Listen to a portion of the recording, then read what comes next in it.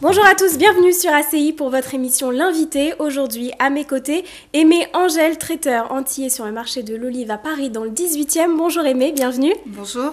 Alors, expliquez-nous depuis quand vous êtes présente sur ce marché. Oui, donc le marché, en fait, c'est un marché qui a été rénové. C'est un marché qui existe depuis plus de 50 ans. Et donc, ça fait un an qu'ils l'ont refait à neuf. Et l'allée des traiteurs n'existait pas. Donc ça fait un an qu'il y a effectivement l'allée des traiteurs où il y a 4 traiteurs, traiteurs antillais, sénégalais, marocains et italiens. Voilà. Alors l'adresse exacte, c'est quai de la Râpée, c'est ça? Non, c'est 10 rue de l'Olive. 10 rue de l'Olive, dans le 18e. Dans le 18e. Le métro, c'est Max Dormois. D'accord. Et donc, effectivement, ce marché... Et donc, il y a une grande allée avec tous les traiteurs. Vous êtes combien à peu près? On est 4 traiteurs. Donc, il y a le traiteur antillais, traiteur marocain, sénégalais et italien. Et je suis quand même bien placée parce que je suis à la rue de la Martinique. En fait, le marché, il y a rue de Martinique, rue de la Guadeloupe, rue de Torcy et rue de l'Olive. Donc, je ne pouvais pas mieux tomber. Ouais. Voilà. Très belle place. Et est-ce que c'est vraiment sur le premier marché que vous êtes ou vous étiez ailleurs avant? Non, non, c'est le premier marché que je fais. Alors, expliquez-nous, j'ai cru comprendre que vous travailliez seule. Oui. Et les journées sont très longues. Oui, oui. Donc, je suis toute seule dans mes prestations. Donc, j'arrive à 8h du matin. Entre 8h et 9h, je fais mes préparations de plats chauds.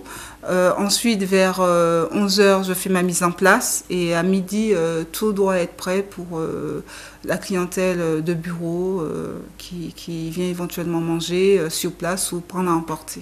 Voilà. Alors, traiteur antillais, quelles sont vos spécialités? Alors, ma spécialité, c'est le poulet grillé sauce chien, que les gens adorent. C'est le petit succès. Voilà, avec le riz créole à l'ananas ou à la mangue.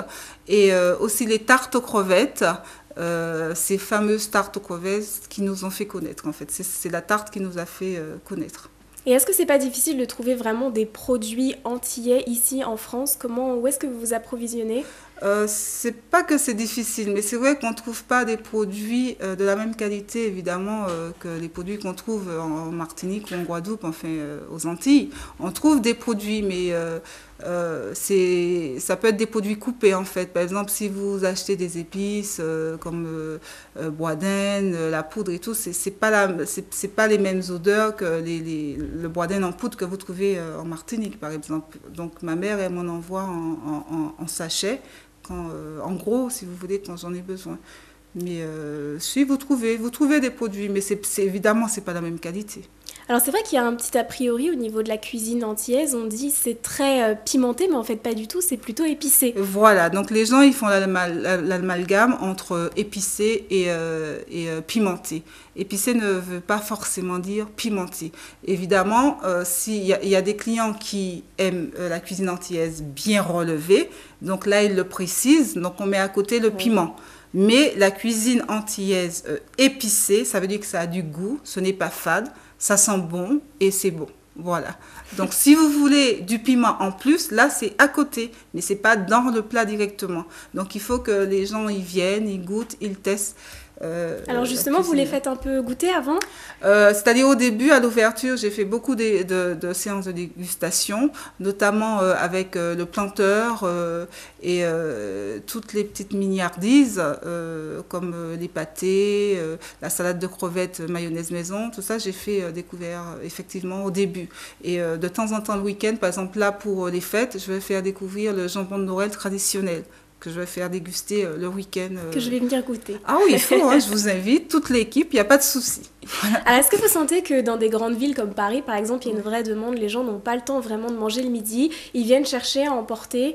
Oui, et pas seulement le midi d'ailleurs, même le week-end. Le week-end, ils prennent pour toute la famille, effectivement, oui. Est-ce qu'il y a vraiment une concurrence rude sur le marché, même si vous n'avez pas les mêmes spécialités? Il y a une concurrence indirecte, mais on la sent pas trop parce que bon, c'est vrai que on a une très bonne entente entre nous, hein, les traiteurs, les 4 traiteurs. Donc, mais évidemment, il y a une petite concurrence Ça vous indirecte. arrive d'aller manger, d'aller chercher à manger au Ah oui, oui, traiteur en oui. face? Ah oui, oui, oui. Moi, Qu'est-ce que vous je aimez mange manger, tous les vous? midis chez mon collègue marocain, vous voyez. Donc, ben oui, D'accord. parce que lui, il a la salle en fait de restauration. Nous, on n'a pas de salle où les gens peuvent éventuellement manger sur place. Bon, si vraiment il y a un groupe qui veut manger sur place, on s'arrange avec notre collègue, il n'y a pas de souci, il est très gentil, il laisse les clients des 3 autres traiteurs manger sur place, il n'y a aucun souci là-dessus. Mais effectivement, on fait plus de la vente à emporter que sur place. Et vous faites de la vente à domicile? Est-ce que ça vous Euh, arrive de livrer chez les clients? Mais ça peut arriver, mais c'est surtout de la vente à emporter. Et l'été, par contre, j'ai une terrasse à l'extérieur où les gens peuvent manger sur place l'été à l'extérieur. Mais sinon, je vous répète, si vraiment ils veulent manger sur place, il n'y a pas de souci, on s'arrange entre nous, les traiteurs, et il n'y a pas de souci. Voilà. Alors au niveau de votre communication, ça se passe comment? C'est beaucoup de bouche à oreille? Vous récupérez les clients qui viennent chercher leurs légumes? Voilà, beaucoup de bouche à oreille, mais pour les clients qui viennent dans l'allée fruits et légumes, en fait, ils savent pas forcément, c'est-à-dire au début, ils savaient pas forcément, parce que nous, on est situé vraiment dans la dernière allée, donc il faut qu'ils viennent jusqu'au bout du marché pour voir qu'il y a une allée des traiteurs. Mais là, ça commence ils commencent à connaître, à faire le tour, en fait, parce que c'est beaucoup de bouche-oreille. C'est quel type de clientèle que vous avez? Beaucoup d'Antillais, voire même des Français qui sont un peu enfin, de la On a métropole? on a de tout, mais on a beaucoup de clientèle française, effectivement, beaucoup. Mais on a Et un vous peu avez de vraiment tout. des clients fidèles qui viennent presque tous les jours chercher les mêmes plats? Le week-end, oui, oui. Ça- Ils viennent souvent chercher le midi, le poulet grillé sauce chien, ça fonctionne très bien. Et le week-end, Celui-là, vous n'allez pas l'arrêter. ah non, non, c'est tous les jours. C'est Il tous est sur les la jours. carte, il restera. Oh, voilà, c'est tous les jours. Par contre, le week-end, effectivement, il y a des familles qui viennent tout le temps. Ils prennent de l'entrée jusqu'au dessert. Et pour toute la famille, le week-end, ils prennent effectivement des quantités beaucoup plus conséquentes, effectivement. Alors justement, cette carte, est-ce que vous la faites évoluer? Vous l'avez changée depuis le début ou c'est toujours la même? Non, c'est toujours la même. Par contre, j'essaie de varier chaque jour. C'est-à-dire, il y a le plat, comme je vous ai dit, tous les jours, ça revient, le poulet grillé sauce chien. Et en plus, je fais 3 autres plats chauds que je change selon les jours. Par exemple, le vendredi, vous allez toujours trouver du poisson. Ça peut être du mulet, ça peut être du cabillaud, ça change. Ça peut être du vivano, des Antilles, ça change en fait.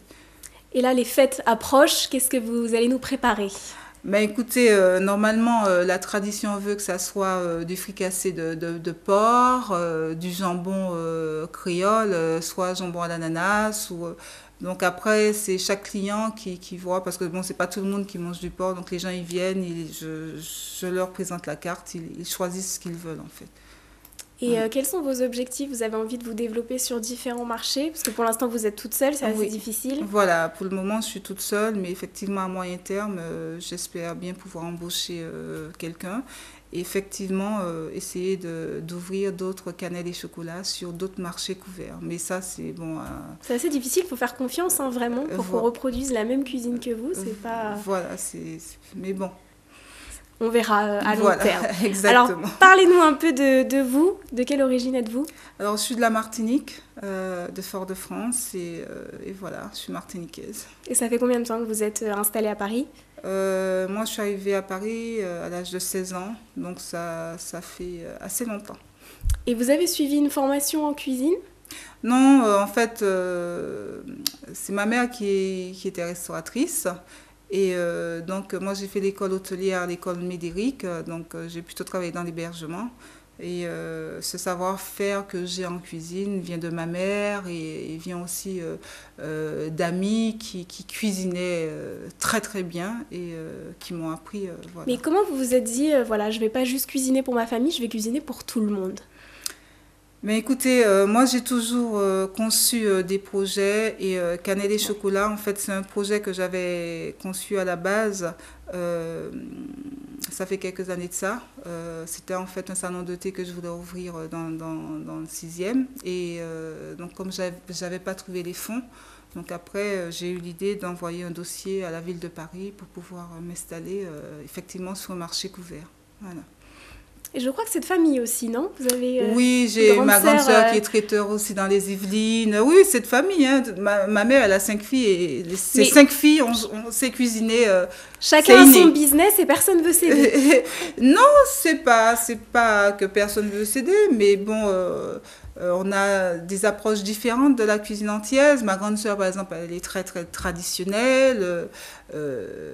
Moi, comme j'ai beaucoup voyagé, donc ma cuisine est un peu métissée. En fait, je travaille beaucoup avec des produits de l'Amérique latine, comme le mancra, c'est de la confiture de lait.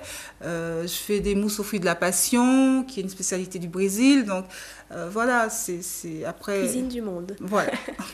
Et est-ce que vous vous conseillez entre vous?